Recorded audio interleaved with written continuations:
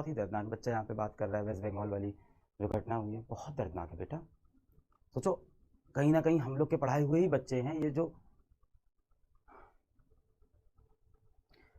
Shameful, it's shameful for the country, shameful for the country, shameful for each and every Indian. मतलब एक बच्ची है जो NEET की तैयारी करती है। पहले आप सोचो नीट की तैयारी अपने आप में कितनी डिफिकल्ट कि वो नीट की तैयारी करती है, पहले एमबीबीएस करने जाती है, 5-5.5 साल पूरा एमबीबीएस अपना ख़त्म करती है, फिर नीट पीजी की तैयारी करती है, फिर उसके बाद जूनियर रेसिडेंट बनती है। जूनियर रेसिडेंटशिप का उसका दूसरा वर्ष चल रहा है, 36 घंटे की ड्यूटी करते हैं ये बेचारे बच्चे। सभी डॉक्टर्स की ज़िंदगी ही ऐसी है। मैं कई बार बोलता हूँ कई लोग को बहुत ग्लैमराइजिंग प्रोफेशन लगता है, नहीं भाई बहुत डिफिकल्ट प्रोफेशन है। मैं हॉस्पिटल के अंदर बहुत समय रहा हूँ, मेरे पिताजी 1.5 साल हॉस्पिटल में एडमिट थे। इतनी डिफ़िकल्ट, इतनी जवाबदेही वाली ये जो पेशा है, नौकरी है, जो कह लो प्रोफेशन है। 36 घंटे 48 घंटे लाखों के साथ बेचारे घूमते रहते हैं, बेड पे थोड़ा सा बैठते हैं सो जाते हैं। इस बच्ची का भी वही केस है अगर आप ध्यान से देखो तो। मतलब जितना मैंने अभी तक न्यूज़ में देखा यही है कि उसने रात को 11 बजे अपनी मम्मी को कॉल किया कि मम्मी मैं यहाँ बढ़िया हूँ हॉस्पिटल में, ठीक है, 36 घंटे से सोई नहीं हूँ, अभी फिर राउंड पे जा रही हूँ, अपने काम पे जा रही हूँ, आप सो जाओ मम्मी, पापा आप भी सो जाओ, सब सही है। माता पिता भी सोचे कि हाँ ठीक है हॉस्पिटल में है, दूसरों की जान बचा रही है, नेकी का काम कर रही है मेरी बेटी, सो गए। रात के 2 बजे जाके वो बिटिया खाना खा रही है। बच्चे ही तो हैं ये सब। आज सेकेंड ईयर जूनियर रेजिडेंशिप में है। हम लोग ने जब पढ़ाना शुरू किया था तब से अब देखें तो बहुत छोटे बच्चे हैं हमारे लिए, छोटे बच्चे हैं, छोटे बच्चे। रात के 2 बजे कोई इंसान खाना खा रहा है हॉस्पिटल के अंदर।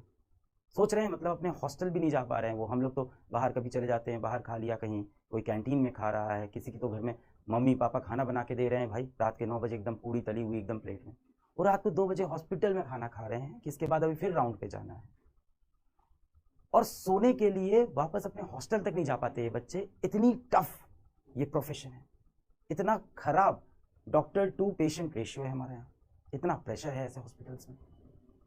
वो बच्ची सोचती है कि ठीक है राउंड ले रहे हैं, कहाँ कहाँ लेट जाऊँ मैं, यहाँ कहीं कहीं छोटा सा एक बेड है, थोड़ी देर के लिए कमर सीधी कर लूँ, फिर काम करना है। पास में एक रूम है, सेमिनार रूम जैसा है, वहाँ पे उसने सोचा कि थोड़ी देर लेट जाती हूँ, और उसको बहुत सिक्योर है कि मैं हॉस्पिटल में हूँ, मैं लोगों की जान बचाने के लिए यहाँ हूँ, मैं तो इस काम से यहाँ तो मैं पूरी तरह से सुरक्षित हूँ, सेफ हूँ। बच्ची रात को 2 बजे सो गई, हम सब सो गए, हम सब गहरी नींद में हैं, और रात को 3 बजे उसके साथ जो दर्दनाक, जो खौफनाक हादसा हो रहा है, और हम सब सो रहे हैं, पूरा देश सो रहा है, हर कोई सो रहा है। एक तरफ हम बात करते हैं बेटियों को पढ़ाओ, बेटियों को आगे बढ़ाओ, विमेन एम्पावरमेंट, लड़कियों को नौकरी में होना चाहिए, लड़कियों को डॉक्टर बनना है, इंजीनियर बनना है, बिजनेस टाइकून बनना है, और एक तरफ एक बच्ची इतने स्ट्रगल के बाद, 7-8 साल का ये पूरा स्ट्रगल हो जाता है, 11 क्लास से जोड़ो तो ये 10 साल का पूरा स्ट्रगल, इसके बाद वो एक जॉब पे जाती है जहाँ 36 घंटे की नौकरी है, जहाँ आप खाना खाने के लिए घर नहीं जा सकते, जहाँ आपको सोना है तो वहीं आसपास कहीं बिस्तर है, कहीं एक चेयर लगी है, उस पर बैठ के ऐसे सो रहा है बेचारा। उस हालत में उस बच्चे के साथ ऐसा कुछ होता है। देखिए इतना बड़ा देश है, ऐसी घटनाएं होती हैं, पूरी तरह से कभी नहीं रुकेगी। प्रैक्टिकल बात यह है क्योंकि इंसान जो है उसके अंदर एक शैतानी दिमाग है, कुछ इंसान दरिंदा होता है, मानता हूं मैं, ये प्रैक्टिकल वर्ल्ड है, इसको रुकने में शायद बहुत सदियां लग जाएं और शायद कभी भी ये पूरी तरह से खत्म ना हो। पर इसको कम करने का तरीका है कि जब भी ऐसी घटना हो उस पर तुरंत एक कठोर एक्शन तो लें, हम एक क्लियर मैसेज तो दें कि इस देश में ऐसे रेपिस्ट की कोई जगह है ही नहीं, एक ही सजा है, फांसी, इंस्टेंट, समय नहीं। कहां है भाई, पकड़ा मुजरिमों को, पकड़ा और लगा दिया फांसी में। बाप कहोगे से जल्दी पता कहां चलता है भाई साहब, जब कोई ऐसा मुद्दा आता है ना, जब सरकार के खुद के काम होते हैं, मिनिस्टर्स खुद काम होते हैं, तुरंत फैसले आते हैं, तब तुरंत बिल पास हो जाता है संसद में, तुरंत एक्शन हो जाता है। अब आप कहोगे सर एक लड़की के साथ ऐसा हुआ है, ठीक है, बाकी तो सब लोग सेफ हैं। बेटा यही तो एग्जाम्पल सेट करता है। आज इस तरह के माइंडसेट वाले जितने क्रिमिनल होंगे, गंदी दिमाग वाले जो नाली के कीड़े जैसे लोग होते हैं, मतलब पार्डन माई लैंग्वेज पर यही इनके लिए भाषा है, और गंदी गालियां हो तो हो, आज उनको तो लग रहा होगा यार कुछ होता भी नहीं है, सब सेटल हो जाता है। जो उनकी फोटोज आई हैं, जो मीडिया में रिपोर्ट आए हैं, आंख में उनका चश्मा धंसा हुआ है, सर को दीवार से घिसा गया है, पैर ऐसे, 90 डिग्री पे पैर खुले हुए हैं इंसान के। क्या जानवर वाला सलूक हुआ है। और इसके बाद, ये सब होने के बाद, सुबह सुबह उनके माता पिता को हॉस्पिटल से कॉल जाता है कि आपकी बेटी की तबीयत बहुत खराब है, आप हॉस्पिटल आ जाइए। क्योंकि अभी हॉस्पिटल का जो प्रशासन है उसको भी नहीं समझ में आ रहा है कि ये बात हम कैसे बताएं, कितनी बदनामी हो जाएगी, ना जाने कौन लोग इसमें इन्वॉल्व होंगे, उनका नाम आ जाएगा, पता नहीं अंदर क्या है, कितना घोटाला है, कितनी गड़बड़ी है इसके अंदर, किसी को नहीं पता। माता पिता सुबह 7 बजे उठ रहे हैं, रात को 11 बजे बिटिया ने फोन करके कहा था कि पापा सो जाओ, मैं हॉस्पिटल में हूँ, जान बचा रही हूँ, लोगों की नेकी का काम कर रही हूँ। सुबह 7 बजे पिताजी माताजी उठते हैं, आपकी बेटी की तबीयत बहुत खराब है, जल्दी से हॉस्पिटल आ जाइए।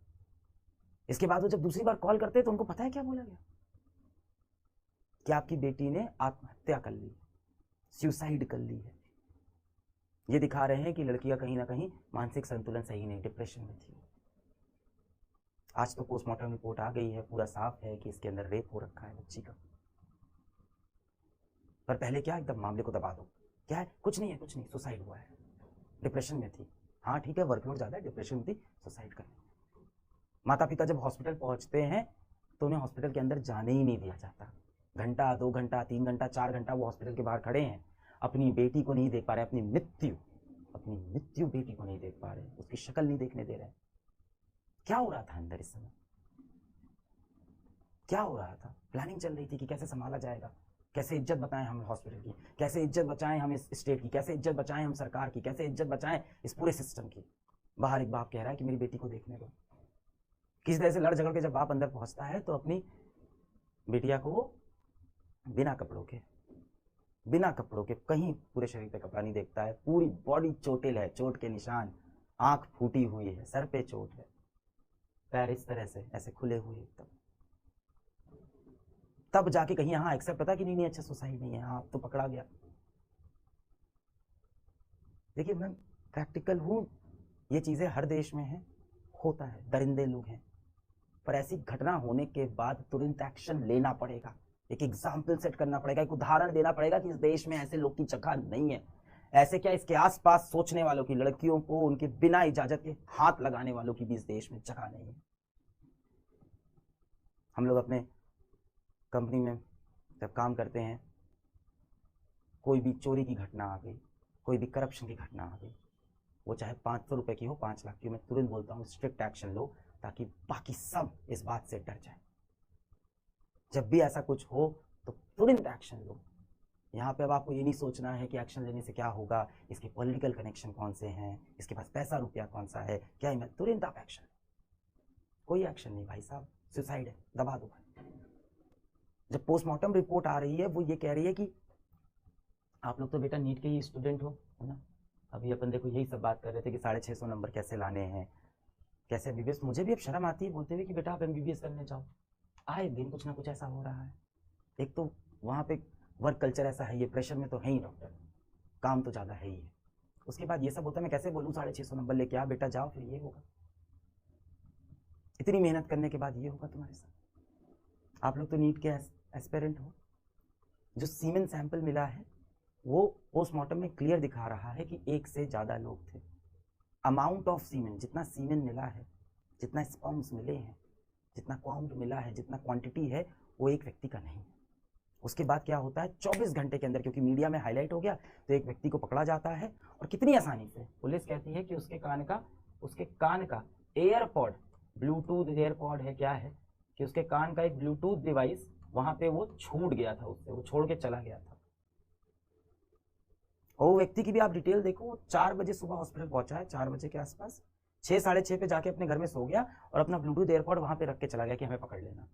और पुलिस ने पकड़ा भी कैसे, कि ब्लूटूथ एयरपॉड उठाया और हॉस्पिटल के स्टाफ में सबके ब्लूटूथ ऑन कराए, देखते हैं किसके फोन से मैच करेगा। व्यक्ति तभी पकड़ा जाता है, अपना गुनाह भी कबूल कर लेता है, कहता है हाँ मैं ही था। पोस्टमार्टम रिपोर्ट अब ये साफ दिखा रही है कि 1 से ज्यादा व्यक्ति थे, और ये कह रहा है मैं ही था, यानी यहाँ भी झूठ है। क्यों ये झूठ बोल रहा है, किसने इसको प्रलोभन दिया, पैसे का दिया, धमकी दिया, क्या दिया? ये तो कह रहा है मैं ही था, अकेले था, मैंने किया, मुझे सजा भी दे दो। अब ये मुद्दा सीबीआई पे चला गया है, पर अब सीबीआई पे जाते आते इतने सबूत मिटा दिए गए हैं। जब 3 घंटे तक पिताजी अंदर नहीं आ रहे हैं, पहले बोल रहे हैं आपकी बेटी की तबीयत खराब है, फिर बोल रहे हैं आपकी बेटी ने सुसाइड किया है। जिस कॉलेज में ये हुआ है उस कॉलेज की प्रिंसिपल का बयान नहीं आया। हाई कोर्ट ने यही बोला कि भाई जिस कॉलेज में वो रखा है उस कॉलेज का जो हेड है जो उस कॉलेज का डायरेक्टर है, जो उसका प्रिंसिपल है, उसका बयान नहीं है। उस कॉलेज के प्रिंसिपल ने तुरंत रिजाइन कर दिया कि हम रिजाइन करते हैं, साफ इसको हटाओ यहाँ से। हर मुद्दे में यही होता है, टॉप पे जो होता है उसको रिजाइन करा दो। उसके बाद कहीं आसपास में उसने वापस ज्वाइन भी कर लिया है। जो एक कल्प्रिट है, अपराधी है, उसके मोबाइल फोन से डिटेल निकल आएगी, लोकेशन निकल आएगी, नहीं आ रहा है। अब सीबीआई के पास मुद्दा गया है, खींचेगा मुद्दा, चलता रहेगा। नहीं, बहुत अच्छा काम कर रहे हैं आप लोग, आवाज उठा रहे हैं। आपने ये बोला बैच के अंदर, मुझे मुझे बिल्कुल दुख नहीं है, कोई डिस्ट्रैक्शन नहीं, कोई टाइम, ये टाइम वेस्ट है। किस लिए कर रहे हैं सब पढ़ाई? ये टाइम वेस्ट है। नीट की तैयारी करके जाके ये सब वो बच्चों के साथ।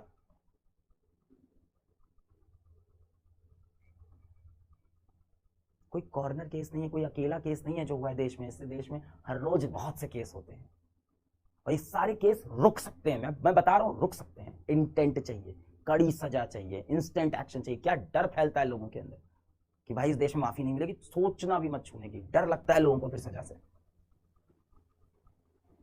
पर नहीं, कुछ चल रहा है इसके पीछे, सबके पीछे पॉलिटिक्स चल रही है। इसकी गलती, उसकी गलती, इस सरकार की गलती, उस स्टेट। अरे हर स्टेट में होता है ये। आज इनकी सरकार है, कल उनकी सरकार आएगी, सब जगह होता है ये। अभी हॉस्पिटल के अंदर से भी ज्यादा लोग बात नहीं कर रहे हैं, सबको डर है अपनी नौकरी का। भाई एक आम इंसान क्या करता है? अपना रोटी पानी, जिंदगी, बच्चा, बीवी, उसको बच्चे को भी तो स्कूल भेजना है। हमें उम्मीद होती है हर इंसान आवाज उठाए।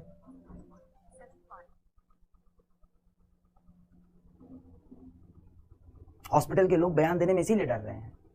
भाई काम इंसान यही जिंदगी चाहता है, सुबह उठता है, अपना ऑफिस जाता है, अपनी बीवी को बाय बोलता है, अपने बच्चों को बोलता है कि बेटा अच्छे से स्कूल जाना, बेटा अच्छे से जाके हॉस्पिटल में काम करना, और लौट के आता है तो ये देखता है। बहुत ही दर्दनाक है। इसका सोल्यूशन यही है, एक्शन।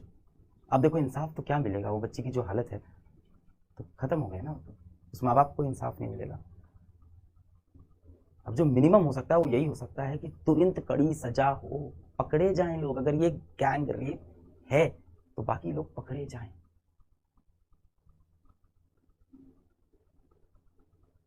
कोई भी मेन स्ट्रीम मीडिया इसको काफी समय तक हाईलाइट नहीं किया, काफी समय बाद मेन स्ट्रीम मीडिया पे ये चीजें आई। डॉक्टर्स प्रोटेस्ट कर रहे हैं, इससे भी एक अलग नुकसान है। अब पेशेंट बेचारा हॉस्पिटल में लेटा हुआ है, डॉक्टर्स प्रोटेस्ट पे, तो क्या करें डॉक्टर्स? बिना प्रोटेस्ट करे काम करते रहे, कल दूसरी लड़की के साथ, कल तीसरी लड़की के साथ, चौथी लड़की के साथ। इसका लड़कियां काम करना छोड़ दें हॉस्पिटल के अंदर? हो गया बंटाधार, पहुंच गया वापस 7 साल 100 साल पहले। हम फिर से सती प्रथा शुरू कर देते हैं, दबा दो लड़कियों को, यही है ना फिर। It's very very very depressing. आप सोच के देखो, आपके घर में आपकी बहन होगी, आपकी कोई दोस्त होगी, आपकी बीवी होगी, आपकी बच्ची हो सकती है। आप तो खैर छोटे हो, आपकी बहनें हो सकती हैं, दोस्त हो सकते हैं। सोच के देखो, आप रात को सो गए, सुबह उठते ही सब खत्म जीवन से। रात को 11 बजे उस बहन ने आपको कॉल किया, बोला कि सब सही है भाई, मैं एकदम ठीक हूँ, मैं काम कर रही हूँ, और आप सो गए 12 बजे। सुबह 7 बजे जब आप उठते हो, आप it's over.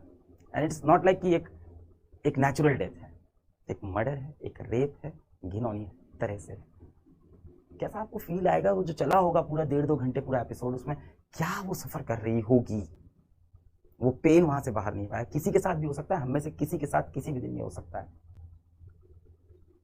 It's very depressing.